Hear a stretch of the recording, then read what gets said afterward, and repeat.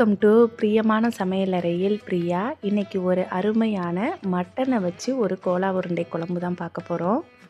ஒரு சப்ஸ்கிரைபர் விருப்பப்பட்டு கேட்ட குழம்பு, ரொம்ப நாள் கழித்து இதை நான் போடுறேன்.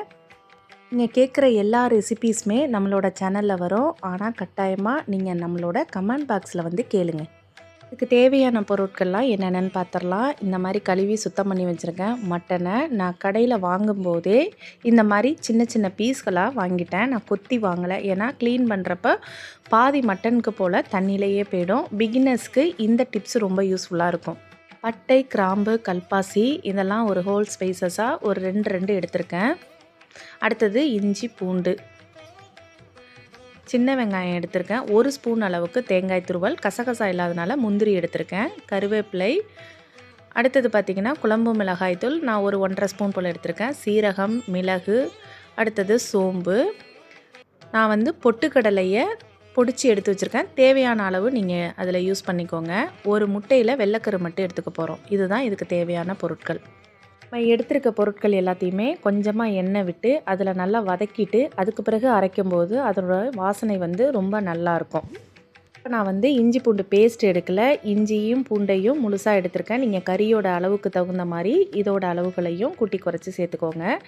சின்ன வெங்காயம் சேர்த்துருக்கோம். அடுத்தது பார்த்திங்கன்னா பட்டை, நம்ம வந்து கல்பாசி கொஞ்சம் போட்டிருக்கோம், கிராம்பு. இதெல்லாம் 1-2 தான் சேர்க்கணும், ரொம்ப சேர்க்கக்கூடாது. கரம் மசாலா நம்ம போட போகிறதில்ல. இந்த மாதிரி ஹோல் ஸ்பைசஸை வறுத்துட்டு நம்ம கறியோடு சேர்த்து அரைக்கும்போது அந்த மட்டன் கோலா உருண்டை வந்து அவ்வளோ டேஸ்ட்டாக இருக்கும். இது எல்லாத்தையும் நல்லா வதக்கினதுக்கு பிறகு லாஸ்ட்டாக கொஞ்சோண்டு முந்திரி சேர்த்துக்கலாம். 1 ஸ்பூன் அளவுக்கு மட்டும் தேங்காய் துருவல் சேர்த்துக்கோங்க. அதுக்கு மேலே சேர்த்திங்கன்னா கோலா உருண்டை வந்து கொஞ்சம் பிரிஞ்சு போகிற மாதிரி இருக்கும். அதனால் நான் சொல்லியிருக்கிறது 1 ஸ்பூன் மட்டும் தான் சேர்த்துருக்கோம். அதையும் லைட்டாக சிம்லையே வச்சு இது எல்லாத்தையும் எண்ணெயிலே வதக்கிடுங்க. இது போல் நல்லா எண்ணெயிலேயே சிம்மில் வச்சு வதக்கினதுக்கு பிறகு நான் வந்து மட்டன் அப்படியே சேர்த்துருக்கேன். நான் எண்ணெய் எதுவுமே சேர்க்கல அந்த பேனில். அப்படியே மட்டனை போட்ட உடனேயே நம்ம மட்டனில் உள்ள தண்ணி எல்லாமே வெளியேறும். இந்த தண்ணி அப்படியே இருக்கட்டும். அதில் கொஞ்சம் மஞ்சத்தூள், நம்ம எடுத்து வச்சுருக்க குழம்பு மிளகாய்த்தூள், உப்பு, இது எல்லாத்தையுமே சேர்த்து தண்ணி நல்லா சுண்டுற அளவுக்கு இதிலேயே இந்த மட்டன் ஓரளவுக்கு வெந்துடும். தண்ணி நல்லா சுண்டுற அளவுக்கு இந்த மட்டனை வந்து இந்த மசாலாக்களோடு சேர்த்து நல்லா வதக்கி கொடுத்துக்கிட்டே இருங்க. கொஞ்சம் சிம்லேயே வச்சுருங்க. அப்போ ஓரளவுக்கு மட்டனும் நல்லா வெந்துடும். நம்ம வந்து எக்ஸ்ட்ராலாம் எதுவுமே தண்ணியும் சேர்க்கல. இந்த மாதிரி நல்லா தண்ணி எல்லாம் ட்ரை ஆனதுக்கு பிறகு இதை நம்ம எடுத்து தனியாக ஆற வச்சுட்டு அதுக்கு பிறகு நம்ம சேர்த்துக்கலாம். கொஞ்சமாக கொத்தமல்லி இலைகள் வந்து இதோட சேர்த்துக்கோங்க. இதோட சேர்த்து அரைக்கும்போது நல்லா வாசனையாக இருக்கும். அதுக்காக தான். இப்போ நம்ம வதக்கி வச்சுருக்க எல்லாத்தையும் நல்லா ஆற விட்டதுக்கு பிறகு நம்ம மிக்சியில் போட்டு ஃபஸ்ட்டு இந்த ஹோல் ஸ்பைசஸோடு இருக்கிற பொருட்களை எல்லாத்தையும் ஃபஸ்ட்டு அரைச்சிக்குவோம். ஏன்னா நம்ம பட்டையெல்லாம் வந்து கறி போட்டுட்டிங்கன்னா அதோட அரைப்படாது. அதனால் மிக்சி ஜாரில் ஃபஸ்ட்டு போட்டு அரைச்சிருங்க. இந்த மாதிரி குறைன்னு ஃபஸ்ட்டு அரைச்சதுக்கு பிறகு நம்ம மட்டன் சேர்த்துக்கலாம். முக்கியமாக இதில் நம்ம வந்து தண்ணியெல்லாம் சேர்த்து அரைக்க போகிறதில்ல.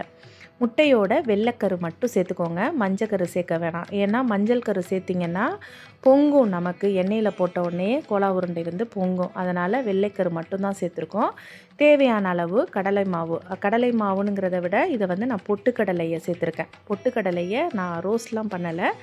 லைட்டாக வந்து மிக்சியில் ஒரு 4 பல்ஸு போட்டு பவுடர் ஆக்கியிருக்கேன். தேவையான அளவு சேர்த்துக்கோங்க. ரொம்பவும் சேர்க்க வேணாம் பொட்டுக்கடலை மாவு. ஏன்னு சொன்னிங்கன்னா உங்களுக்கு கறியோட வாசனை எல்லாம் கொஞ்சம் குறைஞ்சிரும். அதனால் அதை பிடிக்கிறதுக்கு தகுந்தாப்பில் இந்த பொட்டுக்கடலையை சேர்த்துக்கோங்க. இது எல்லாத்தையும் இந்த மாதிரி உருட்டினதுக்கு பிறகு மொத்தமாக இது மாதிரி ரெடி பண்ணி வச்சுக்கோங்க. எல்லா உருண்டைகளையும் நம்ம ரெடி பண்ணி வச்சுட்டு எண்ணெயில் போடும்போது நமக்கு ரொம்ப வேலை ஈஸியாக முடிஞ்சிடும். எண்ணெய் வந்து நீங்கள் கொஞ்சமாக வச்சுக்கோங்க. இந்த மாதிரி பொரிக்கிறதுக்கெலாம் ரொம்ப எண்ணெய் வேஸ்ட்டாக போகும். அதனால் கம்மியாக வச்சுக்கோங்க. மிதமான தீயில் இருக்கட்டும். இந்த மாதிரி ஒரு 2-3 அந்த மாதிரி சேர்த்துக்கோங்க. ரொம்ப போட்டு எல்லாத்தையும் சேர்க்க வேணாம். கோலா உருண்டை பார்த்திங்கன்னா சீக்கிரமாக பிரிஞ்சு போகாது. ஏன்னா நம்மளோடது வந்து சேர்த்துருக்க பொருட்கள் அப்படி. நம்ம வந்து பொட்டுக்கடலையை பவுடராக சேர்த்துருக்கோம். அடுத்தது முட்டையோட வெள்ளைக்கரு சேர்த்துருக்கோம். அதனால் இது பிரியவே பிரியாது. மிச்சம் இருக்கிற எல்லாத்தையுமே நம்ம இதில் சேர்த்து பொரித்து நம்ம தனியாக எடுத்து இந்த மாதிரி நம்ம வச்சுக்கலாம்.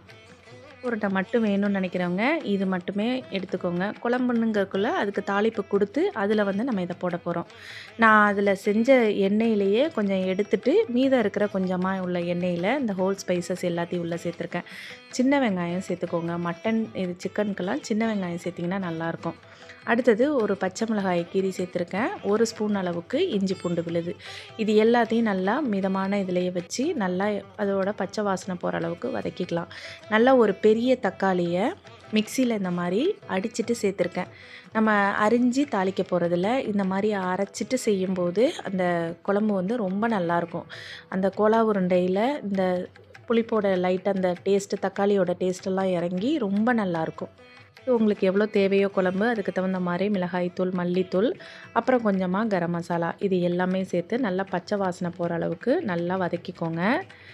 தேவையான அளவு உப்பு சேர்த்துக்கோங்க. நம்ம ஏற்கனவே கோலா உருண்டையிலையும் உப்பு சேர்த்துருக்கோம். நம்ம இந்த குழம்புக்கு தேவையான உப்பு சேர்த்துக்கோங்க. அடுத்தது நான் கொஞ்சமாக காஷ்மீர் மிளகாய்த்தூள் சேர்த்துருக்கேன், லைட்டாக ஒரு கலர் நல்லா இருக்கிறதுக்காக. அடுத்தது உங்களுக்கு எந்த அளவுக்கு குழம்பு வேணுமோ அந்த அளவுக்கு சேர்த்துக்கோங்க. இந்த கோலா உருண்டையை போட்ட உடனேயே குழம்பு வந்து கொஞ்சம் நேரத்தில் திக்காயிடும். எல்லாத்தையும் அப்சர்வ் பண்ணிவிடும் இந்த கோலா உருண்டை.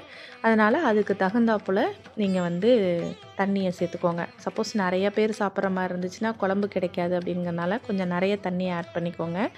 நான் ஒரு 4 பேர் சாப்பிட்ற அளவுக்கு தண்ணி சேர்த்துருக்கேன்.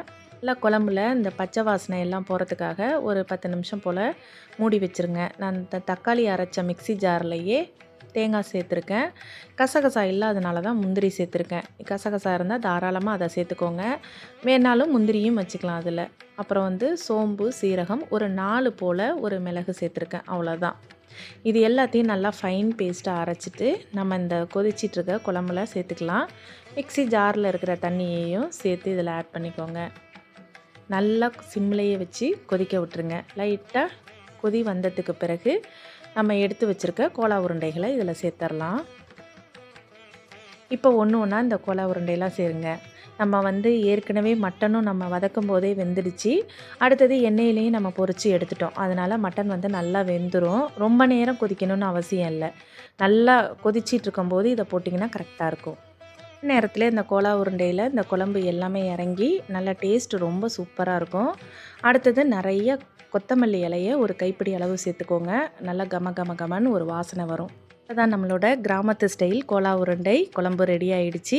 இந்த மாதிரி ரெசிபீஸ்லாம் வேணும்னா பிரியமான சமையலறையை தொடர்ந்து ஃபாலோ பண்ணிகிட்டே வாங்க. ப்ளீஸ் சப்ஸ்கிரைப் பண்ணிவிட்டு நம்மளை சேனலை பாருங்கள். நோட்டிஃபிகேஷன் உடனுக்குடனே வரும்.